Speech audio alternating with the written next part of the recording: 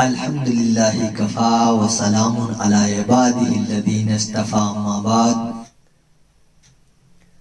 محترم سامعین، عزیز پیاری ماؤں اور بہنوں، آج ہمارے معاشرے میں جہیز کی لعنت کی اتنی کثرت ہے کہ جو غریب طبقہ کی بیٹیاں ہیں ان کی جہیز کی وجہ سے شادیاں نہیں ہو رہی ہیں۔ جو مالدار حضرات ہیں اپنے نام و نمود کے لیے حد سے زیادہ جہیز دے دیتے ہیں، اسی کو دیکھی دیکھا جن کے مکان بھی درست نہیں ہیں، کاروبار بھی اچھا نہیں ہے، ان کے حلیے بھی نہیں ٹھیک ٹھاک ہیں، مکان بھی غیر درست ہیں، ان کی بھی دل میں لالچ پیدا ہو گیا ہے اور بڑی لمبی لمبی مانگ کرتے ہیں، جس کی وجہ سے غریب طبقہ کی بیٹیاں بیٹھی کی بیٹھی رہ جاتی ہیں۔ اب بتاؤ ان کی بد دعاؤں کا کیا اثر ہوگا، معاشرے پہ کیا اثر پڑے گا۔ دوستوں اور بزرگوں، ہمارے نبی نے فرمایا کہ عورت کی شادی چار وجہ سے کی جاتی ہے۔ ایک حسن و جمال کی وجہ سے، یا تو اس کے مال و دولت کی وجہ سے، یا حسب نسب کی وجہ سے، یا دینداری کی وجہ سے۔ ہمارے نبی نے فرمایا فَاظْفَرْ بِذَاتِ الدِّینِ، کہ تو تم دین کو ترجیح دو، نہ تم خوبصورتی کو ترجیح دو، نہ مال و دولت کو ترجیح دو، اور نہ حسب اور نسب کو ترجیح دو، تم دین کو ترجیح دو۔ یہ دیکھو کہ اس بچی کو علم دین معلوم ہے کہ نہیں، قرآن کی تعلیم اسے دی گئی ہے کہ نہیں، وہ آپ کے گھر کو سنبھال پائے گی یا نہیں۔ لڑکی کا سب سے بہتر زیور اس کی سیرت ہوتا ہے۔ اگر قاعدے کی لڑکی ہے تو آپ کے گھر کی عزت کو برقرار رکھے گی۔ جو روکھا سوکھا نرم گرم مل جائے گا اس پہ اللہ کا شکر ادا کرے گی اور اسی میں زندگی بسر کرے گی۔ آپ نے بہت حسین و جمیل لڑکی لے آئی، بڑا کی حسین ہے، لوگ دیکھتے ہی لوگوں کی آنکھیں اس پر ٹکی کی ٹکی رہ جاتی ہیں، لیکن ناقص العقل ہے اور غیر سمجھدار ہے، غیر دیندار ہے، تھوڑے سے تھوڑے معاملے کو بڑا بنا دیتی ہے، گھر میں طوفان کھڑا کر دیتی ہے، کسی کی عزت نہیں کرتی۔ تو یہ بتاؤ، آپ دولت لائے تو لائے، لیکن اس کی وجہ سے کتنی بے عزتی ہوئی آپ کی، آپ اس کا اندازہ نہیں لگا سکتے۔ انسان کی سب سے بڑی دولت اس کی عزت ہوتی ہے۔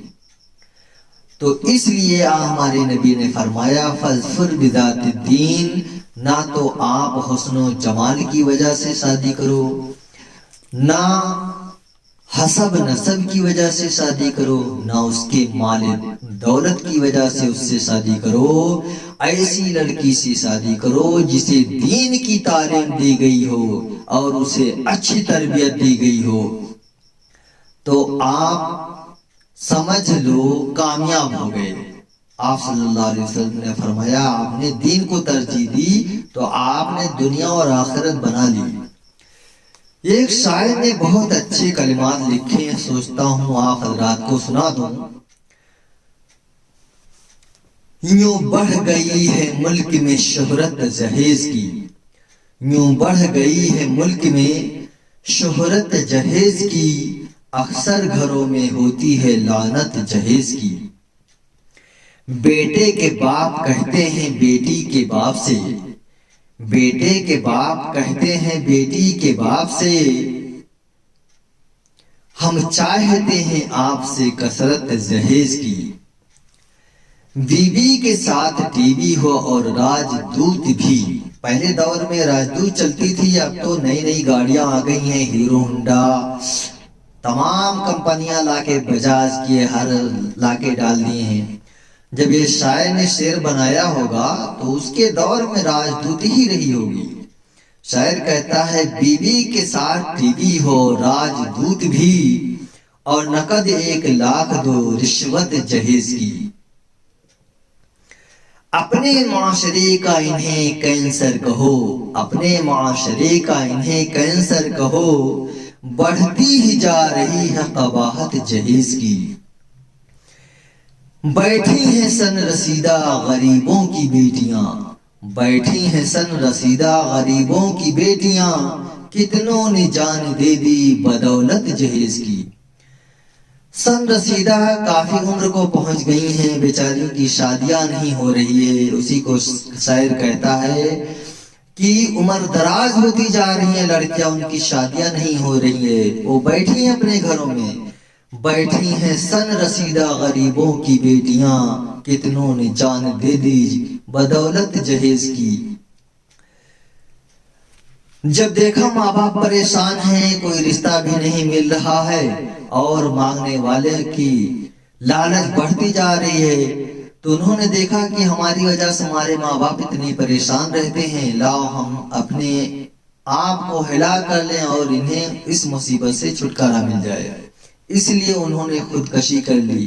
اس کے ذمہ دار وہ لوگ ہیں جو جہیز کو فروغ دیتے ہیں، تو خدا را اس سے باز آ جائیں، اور اگر دے رہے ہیں تو اپنے محلے گاؤں کی ان بچیوں کا بھی خیال کریں، بھرپور جہیز دیں، جو دے نہیں سکتے تو بہتر ہے۔ ٹیلر سے لے کر ڈاکٹر انجینئر کے گھر، ٹیلر سے لے کر ڈاکٹر انجینئر کے گھر، اکثر ملے گی آپ کو دولت جہیز کی۔ گھر بیٹھے حکم کرتی ہے شوہر سے صبح و شام، گھر بیٹھے حکم کرتی ہے شوہر سے صبح و شام، کہتی ہے بیوی یہ ہے کرامت جہیز کی۔ بھائی جب جہیز لے کر آئے گی، مال و دولت لے کر آئے گی، تو اسے بھی تکبر اور گھمنڈ ہوگا، جائز سی بات ہے، کڑا ہی جاتی ہے۔ مال نے تو فرعون میں، موسیٰ علیہ السلام کے دور میں قارون تھا، اس کا دماغ خراب کر دیا، اور کم طبقہ کے لوگ کی بات ہی دوسری ہے، جبکہ وہ موسیٰ علیہ السلام کے دور کا بہت بڑا عالم تھا۔ مال نے اس کے دماغ کو مفلوج کر دیا، حق اور برائی میں تمیز ہی نہیں رہی۔ گھر بیٹھے حکم کرتی ہے شوہر سے صبح و شام، کہتی ہے بیوی یہ ہے کرامت جہیز کی۔ پہلے تو اہل علم کرے ان پر خود عمل، پہلے تو اہل علم کریں ان پر خود عمل، پھر قوم کو بتائیں حقیقت جہیز کی۔ جو صاحب علم ہیں، جیسے عالم ہیں، حافظ ہیں، مفتی صاحب ہیں، قاری صاحب ہیں، یا دین کی سوجھ بوجھ رکھنے والے ہیں، ٹیچر ہیں، ماسٹر ہیں، پہلے وہ خود عمل کریں ان پر، پھر اپنے قوم کو اس کو بتائیں۔ قوم آپ کی قوم کیسے مانے گی کہ آپ خود ہی عمل نہیں کر رہے ہیں اور دوسروں کو بتائیں گے؟ ظاہر سی بات ہے، بیٹا بیڑی پی رہا ہے اور بیٹے سے کہے بیٹا یہ کام نہ کرو، تو وہ سوچے گا، جواب نہیں دے گا، سوچے گا اپنا تو چھوڑتا نہیں، میرے کو منع کرتا ہے۔ تو کسی کام کو کرنے کے لیے یا کسی کے کرانے کے لیے خود اس پہ عمل کرنا ضروری ہے۔ شاعر کہتا ہے پہلے تو اہل علم کرے ان پر خود عمل، پھر قوم کو بتائیں حقیقت جہیز کی۔ مسلم معاشرہ ہو کہ ہندو سماج ہو، مسلم معاشرہ ہو کہ ہندو سماج ہو، دیتا ہے دین کس کو اجازت جہیز کی۔ سر جوڑ کر فکر کریں آپ اور ہم، سر جوڑ کر فکر کریں آپ اور ہم، کیسے ٹلے گی سر سے قباحت جہیز کی۔ قاصر ان اشعار کو لکھنے والے صاحب قاصر ہیں، قاصر صاحب ہیں، وہ کہتے ہیں قاصر خدا کے سامنے کیا منہ دکھاؤ گے، قاصر خدا کے سامنے کیا منہ دکھاؤ گے، تا عمر تم نہ کیجیو حسرت جہیز کی۔ میں بھی کہہ دیتا ہوں اشفاق خدا کے سامنے تم کیا منہ دکھاؤ گے، اشفاق خدا کے سامنے کیا منہ دکھاؤ گے، تا عمر تم نہ کیجیو حسرت جہیز کی۔ اللہ تبارک تعالی ہمیں اور آپ کو عقل سلیم اور دین کی فہم عطا فرمائے۔ اور حقیقت میں غور کرنے کی بات ہے، جو غریب طبقہ کی بچیاں ہیں وہ بیٹھی رہ جاتی ہیں گھر میں، اس کی وجہ سے بہت سے لوگ مرتد ہو جا رہی ہیں، مسلم سے غیر مسلم ہو جا رہی ہیں، غیر مسلموں کے ساتھ بھاگ جا رہی ہیں۔ اس کے ذمہ دار ہم اور آپ ہیں۔ اللہ کے واسطے اس سے ہم لڑیں اور جہیز کی بلا کو اپنے سے دور کریں، اور اگر ہم دور نہیں کر سکتے تو ان غریب بچیوں کی امداد کریں، ان کی شادیاں کرائیں جن کی شادیاں غربت کی وجہ سے نہیں ہو رہی ہیں۔ انشاءاللہ اس کی ہم فکر کریں گے اور اس پیغام کو خوب عام کریں گے تاکہ لوگ سمجھیں اور اس پر عمل کرنے کی کوشش کریں۔ السلام علیکم ورحمۃ اللہ وبرکاتہ۔ اس پیغام کو ہر مسلمان تک پہنچانے والے کو اللہ تبارک تعالی 2 جنت عطا فرمائے، آمین یا رب العالمین۔